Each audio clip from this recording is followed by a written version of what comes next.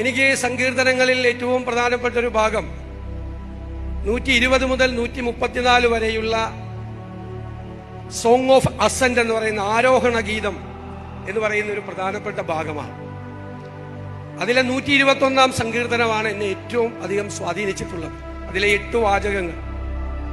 അച്ഛൻ അതിന് പറഞ്ഞിരിക്കുന്നത്, നിനക്ക് യഹോവയുടെ കാവലുണ്ട് എന്നാണ് അതിനെക്കുറിച്ച് ഇതിൽ പറഞ്ഞിരിക്കുന്നത്.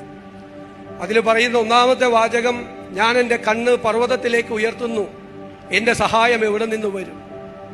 എന്റെ സഹായം ആകാശവും ഭൂമിയും സൃഷ്ടിച്ച യഹോവയിൽ നിന്ന് വരും. നിന്റെ കാൽ വഴുതാൻ അവൻ സമ്മതിക്കില്ല, നിന്നെ കാക്കുന്നവൻ മയങ്ങില്ല. ഇസ്രായേലിന്റെ പരിപാലകൻ മയങ്ങുകയുമില്ല, ഉറങ്ങുകയുമില്ല. യഹോവ നിന്റെ പരിപാലകനാണ്. യഹോവ നിന്റെ വലതുഭാഗത്ത് നിന്റെ തണലാണ്.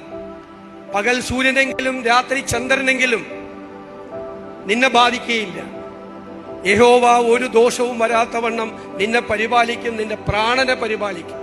8-ാമത്തെ വാചകം, യഹോവ നിന്റെ ഗമനത്തെയും ആഗമനത്തെയും ഇന്നു മുതൽ എന്നേക്കും പരിപാലിക്കും. യഹോവ നിന്റെ ഗമനത്തെയും ആഗമനത്തെയും ഇന്നു മുതൽ എന്നേക്കും പരിപാലിക്കും. എന്തൊരു അഷ്വറൻസാണ്, എന്തൊരു ഉറപ്പാണ് നമുക്ക് തരുന്നത്.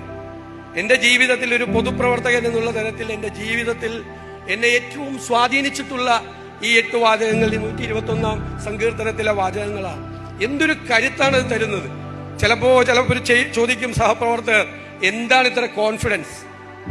ഈ ആത്മവിശ്വാസത്തെ ചിലർ അഹങ്കാരമായി തെറ്റിദ്ധരിക്കും.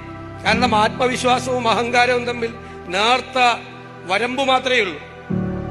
ആത്മവിശ്വാസം എന്ന് പറയുന്നത് ഈ കരുത്താണ്.